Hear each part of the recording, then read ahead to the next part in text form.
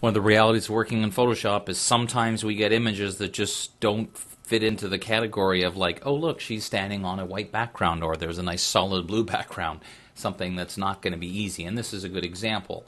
I want to make the sky more intense, which means I need to select it first. Well, I'm not sure offhand what automatic selection tool I could even try to use, because Magic Wand or Quick Selection tool probably is going to do it. Even Select Color Range, which often does a pretty good job for us.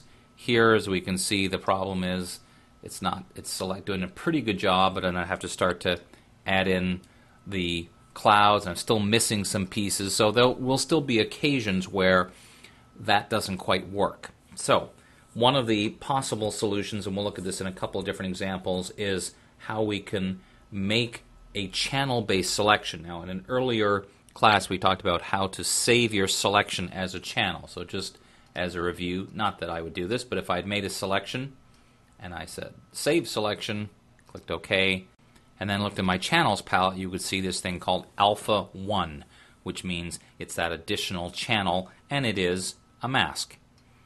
So with that in mind, here's one of the things that we can do is actually build that same kind of mask alpha channel using the existing channels. And what we do here in the channels palette, we can look at each of the three channels, red, green, and blue, and try and find one that's already giving us a head start towards what we need. When you think about it, what we need is all this sky and clouds to be white, the branches and the wall to be black, because that's what our mask would eventually look like. So as I look through them, in this particular case, it looks like the blue channel is the one we're going to use, and quite often it is. Often the blue channel is the one we want to use. Now, this next step is incredibly vitally important, and that is we don't want to work on the blue channel, we want to duplicate it. So we take that blue channel, or whichever one we happen to choose for our photo, drag it on top of the new channel icon, and it'll say blue copy. That's incredibly important at this point, that's what we're working on, because if you worked right in the blue channel, you would completely wreck your photograph, which we don't want to do.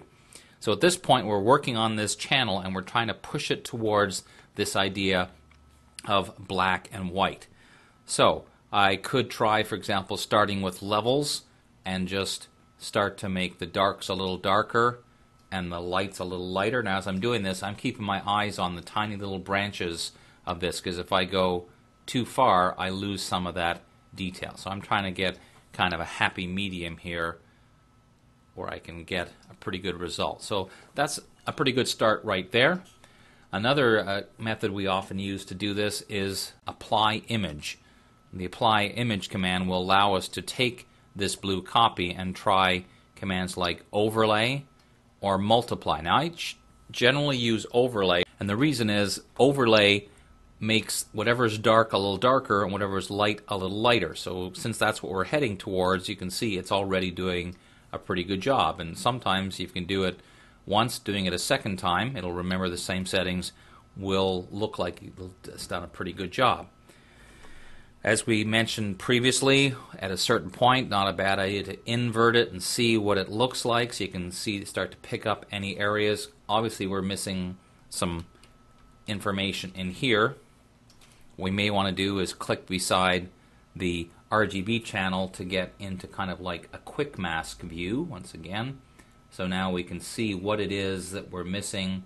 Kind of go through here and make a selection. It's going to get those pieces and then fill them with black, because we don't want that as part of our selection. Also in this quick mask view, if we noticed anything that was missing, like a leaf that should be selected, anything of that nature, this little piece up here.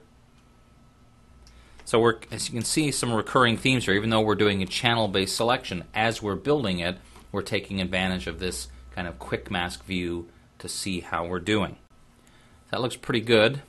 If I was concerned over any areas in the sky, maybe there's a little bit of gray still there, what I would do is take my paintbrush with white as my foreground color and the blend mode as overlay, and just paint in here. And you notice how I'm not painting anything black, because all that overlay mode will do is take anything that's a very light color and make it light a little. So eventually we get to a point where that looks pretty good. We're going to load that as selection, Command or Control, click on it, and then click back on the RGB channel before we go to the Layers palette. And then we'll do whatever it is we're going to do. In this case, let's use a hue saturation adjustment layer and really push up the saturation. Now, just to show you, I'm going to change the color of the sky, and notice how it's really only changing the sky. The leaves and the branches and the wall are not changing because of the accuracy of our selection. Let's get it back to a more typical color, but again, we're going to boost the saturation and maybe darken it up a bit just to give us the look that we want. And as always, this has worked and looks pretty realistic because of the accuracy of the mask. So let's bring back one of the images we used before. I know you're getting tired of this, but just for comparison purposes, you saw how we were able to select her using color range. Well, let's take a look at this method and see. Once again, it looks like the blue channel is what we want. Duplicate it. Use levels to darken up one end and lighten up the other. I'm not going to expect it to be perfect yet because I still have some work to do. Then we'll do some apply image work. Do that a couple of times. Now, one of the things you'll notice in this particular case, it's not going to do anything with the white of the dog or her shirt. And that's the one problem with this particular method, is that it won't help with things that are pretty close to pure white. So I'm going to have to go in here and do selection. Try and fill that with part with black. Once again, I may need to turn on that RGB channel so I can see the problem areas that I still need to work on. It also indicates to me I can see where there are some areas that are the other way around. This has a little bit of that pink on it, and it shouldn't, so I should fill that with white. So you can see this one is doing not too bad a job. It still has some areas I need to work on, so I would use the same method, paintbrush, overlay mode, and just go over those little gray areas that I missed. Inverse the selection, make sure I didn't miss anything major. And I've got a selection out of it that I can again apply using whatever kind of method we want. Hue saturation, once again, just so we're doing something similar, except my mask is the wrong way around, isn't it? Yes, it is. Hint number one, pay close attention to the way your mask is set up. So again, here I could refine the edges, try something a little different. Now, I want to show you one other possibility.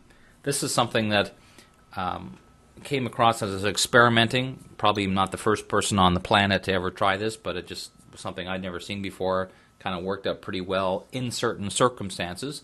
So I would suggest that you add this to your repertoire of possible selection methods when you're doing this channel-based selection, particularly if you see something where, like in this case, the image has got lots of blue in it or something a fairly solid color, and that is to change the mode of our document to this mode called LAB color. And when we look at the channels palette, you'll see it has lightness, which is kind of like our grayscale, and then all the color is contained in these two channels. Now, at first, it might not look like you're going to get much of anything out of this, but take a look at this. If I take this blue channel, or excuse me, the B channel, and duplicate it, and then simply go to levels, I'm going to tell it I want the interior part, white part, or this gray part to be more white, and this to be black. Or I could even do it this way. Click on with the black eyedropper, say make that black, and take the white eyedropper and tell it to make this white. Now it's still not pure white, so I could push it up a little further, something like that. And then I would use a method I showed you earlier. I would do fill. I'm using the shortcut Shift Delete or Shift Backspace. White in overlay mode. Do that maybe a couple of times. Inverse the selection. Now I can still see there's little tiny bits of gray in what's supposed to be white up here right now, so I'll do the same thing. Overlay. load that as a selection, and then I could change my mode back to RGB for whatever it is I want to do next, including things like, let's invert this selection, and do another hue saturation so we can see the difference. See, that one already looks pretty good. Again, we're always getting that little tiny bit of blue, and that's just something we're going to have to live with. But that's just another method. Now, let me review a couple things about this.